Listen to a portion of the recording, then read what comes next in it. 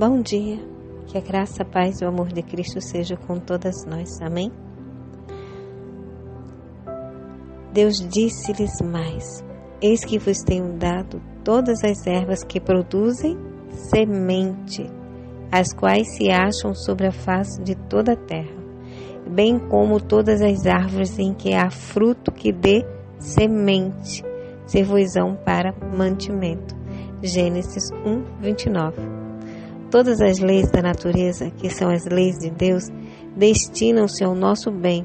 A obediência a elas promoverá a nossa felicidade nesta vida e nos ajudará no preparo para a vida por vir. Está escrito no livro Conselhos sobre Saúde, na página 386. Conselhos sobre Saúde.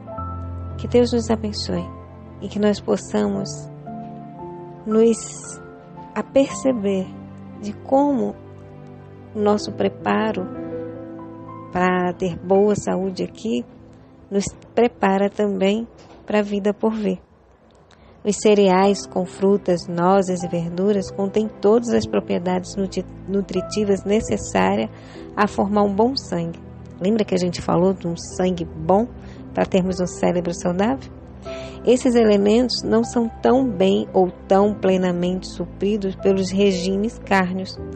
Houvesse o uso da carne sido essencial à saúde e à força, e o alimento animal haveria sido incluído no regime do homem desde o princípio. O que não aconteceu, não é verdade?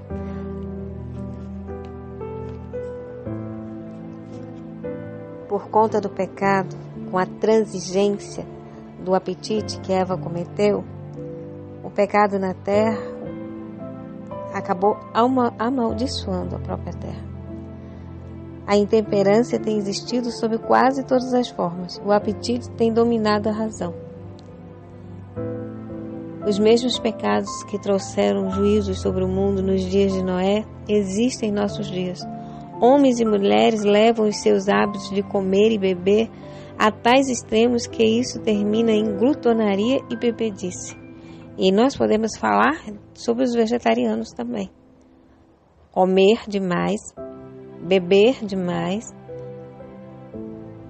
ou seja, glutonaria é pecado.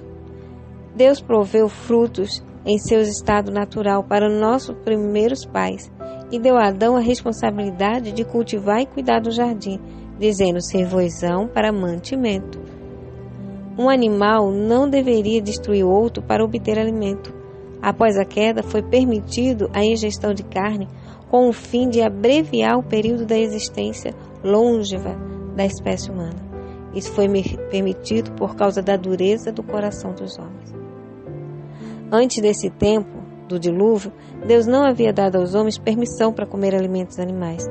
Era seu desígnio que a espécie humana se mantivesse inteiramente com as produções da terra. Mas agora que toda a erva tinha sido destruída por conta do dilúvio, permitiu-lhe comer a carne dos animais limpos que haviam sido preservados na arca. Quando Deus tirou os filhos de Israel do Egito, era seu desígnio estabelecer-os na terra de Canaã, povo puro, contente são. Vejamos os meios pelos quais ele efetuaria isso. Submeteu-os a um curso de disciplina, que no caso houvesse sido seguido de boa vontade, haveria resultado em bem, tanto para eles próprios quanto para a sua posteridade. Ele tirou deles em grande medida o alimento carne. Deus poderia haver provido carne tão facilmente quanto maná, mas foi feito ao povo uma restrição para o seu bem. Era desígnio de Deus prover-lhes alimento mais apropriado à sua necessidade do que o regime estimulante a que muitos deles se haviam acostumado no Egito.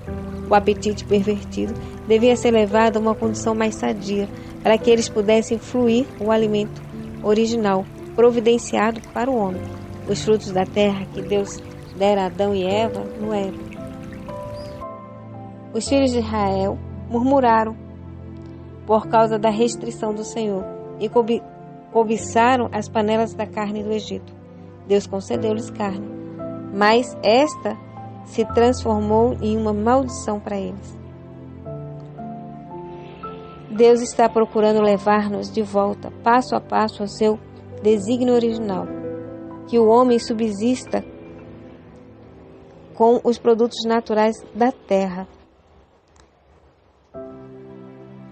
Frutos como maná, amêndoas, figos, romã, uvas, os frutos da árvore da vida serão os nossos alimentos. Que Deus possa nos abençoar e que possamos entender que o Senhor quer o melhor para cada um de nós. E possamos entender que mesmo dentro da alimentação vegetariana, tem alimentos que nós já deveríamos ter tirado para o nosso próprio bem.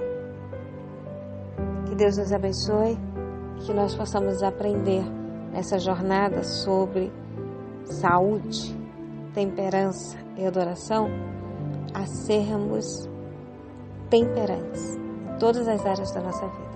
Eu estou aprendendo e vocês? Aguardo vocês amanhã para o nosso próximo encontro.